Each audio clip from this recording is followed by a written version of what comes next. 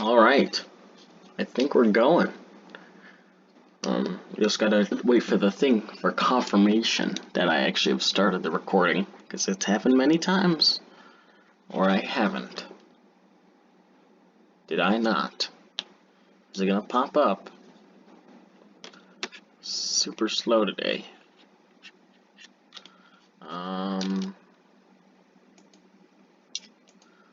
I don't know if we're started. Actually, we are started. Sorry about that long introduction. Now you know who number 10 is. That's what you get for having to wait 30 seconds.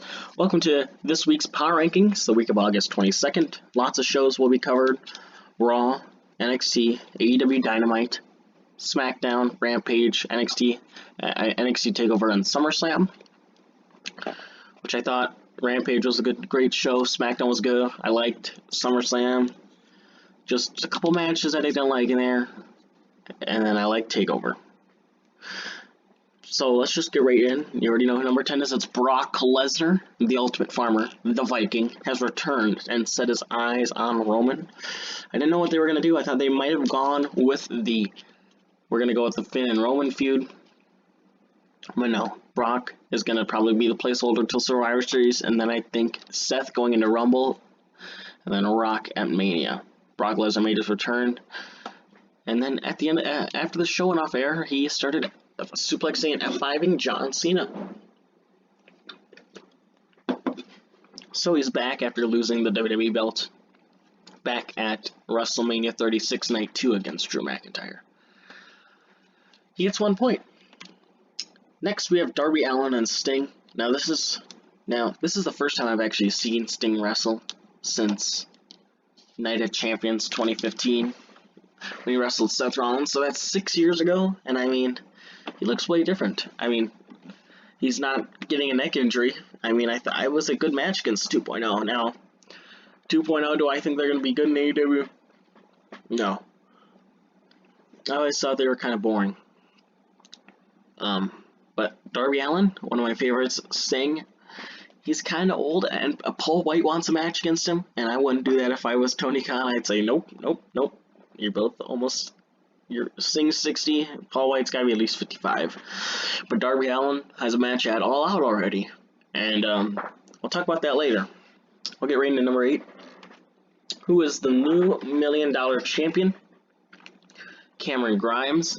This kicked off TakeOver, and I thought it was a brilliant way to kick it off. LA Knight's a perfect heel. This was a perfect storyline. I think this is Cameron Grimes.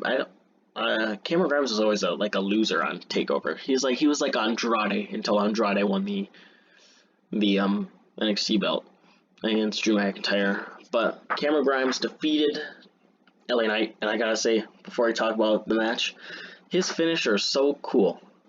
The double stomp. Oh. Yeah, this was great storytelling in the match. Great match. Great storytelling with the $1 Million Man, how he threw the belt back in. Yeah. I don't know what's next for LA Knight. I would like to see him against Samoa Joe. Maybe he gets his rematch. I don't know. Well, let's go right on to number 7. Who is Samoa Joe? The new NXT Champion. Not my favorite match on TakeOver. I was kind of bored. I don't like Karrion Kross. I think he's kind of boring.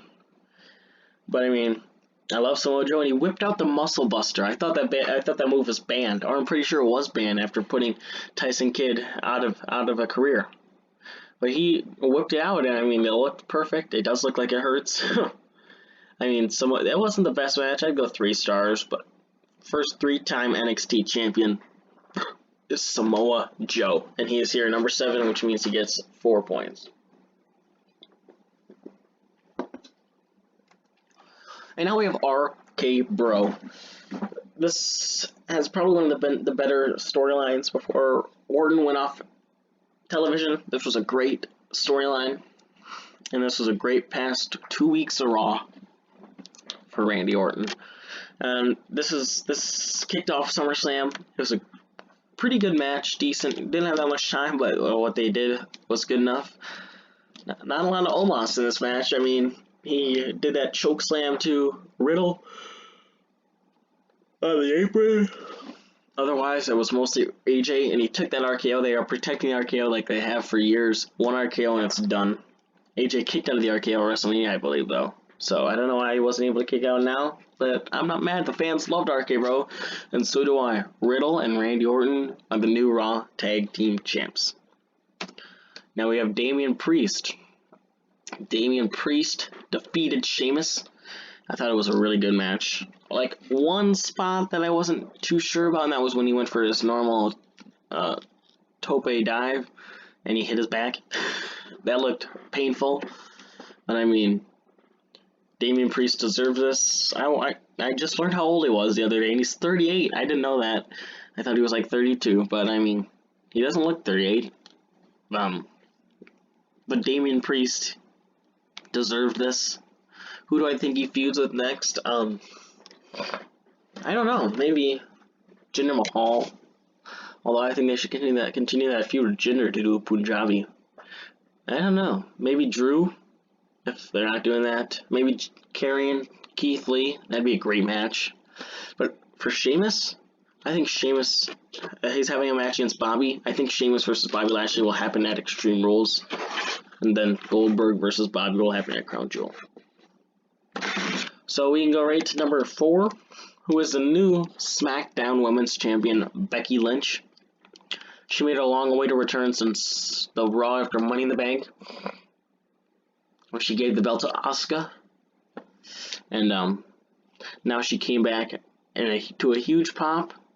Not so much happy with how she won it. I mean, this is clearly going to lead to a match at Extreme Rules with Bianca Belair, and hopefully that match is really good, because they're telling a story with this. Bianca Belair was clearly caught off guard. I mean, they could have done a roll-up. That would have been way better than her manhandle slam. But the shock value was there. No one thought she was going to win that quick, but she did, and she is your new SmackDown Women's Champion. Alright, number 3 is the Universal Champion, Roman Reigns. He defeated John Cena in a really good match. Great storytelling in that one, too. And he defeated the 16-time World Champion. And it was probably my 3rd favorite match on the card, behind Edge and Seth Rollins, and Damien Priest and Sheamus. There was really good matches on SummerSlam, I gotta say. The first match, RK-Bro was pretty good. Then we don't talk about Eva Marie. Damien Priest and Sheamus was really good. Usos Mysterios was good. Then the women's triple threat was pretty good, I thought. This match was good. Edge versus Rollins was good. Bobby Lashley versus Goldberg surprised me, because I thought it was going to be spear, jackhammer, spear, but Goldberg was going for moves, and the referee stoppage was good, and the beating up of the leg was good. Great heel heat. I mean, but people loved Bobby, and now we're setting up WrestleMania 38, Bobby Lashley versus Gage Goldberg. I can't wait.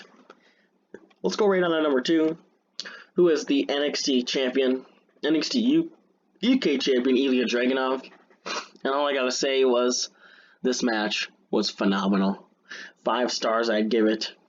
Walter's almost 900-day reign. This is the thing I like about the NXT UK Championship, is there's been 4 champions in 4 years.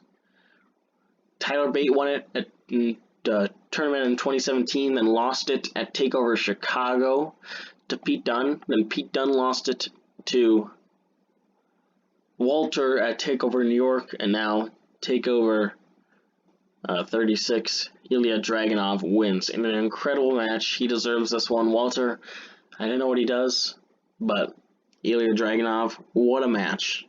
What a match. And that's why he's here. And I think you guys can already tell who number 1 is. But it is CM Punk. CM Punk is all elite. Everyone knew it was coming around. That's the only thing I would change. I wish it didn't get teased so much, or it didn't get revealed. And that would have been so cool, the shock value when the cult of personality hits at that show. That would have been so awesome. The shock value there, that would have been awesome. Or another way I would have booked it is if MJF, or a heel, any heel, came out to his music and said, "Oh, you thought he was going to be here?" And then CM Punk just comes out and attacks him. That's what I would do, but CM Punk asked to wrestle Darby Allin. Now, CM Punk should win that match, but that's Darby Allin. Do you really want to make Darby Allin when your top faces lose? I don't know. Maybe they go to a time limit draw. No, that'd be stupid. CM Punk's got to win. CM Punk's number 1. He gets 10 points. So, yeah, the first dance, the worst secret of CM Punk debuting. They kicked off the show and said AEW's biggest reveal is coming up soon. And I knew it. And that pop, everyone knew he was there, but that pop was huge. The emotion in that crowd was huge. And this was probably one of the best moments of the year, of the decade so far. The 2 years that are in the decade. And this past month, John Cena, Brock Lesnar, CM Punk, and Becky Lynch have all returned. We're not living in 2021. 2010 is taken over. We got Ray, Punk, Sting, Big Show, Paul White. I mean, CM Punk still. I mean, Cody Rhodes is still there. This is 2010 WWE plus Sting. That is my power rankings for this week. We'll try to get some more reviews out.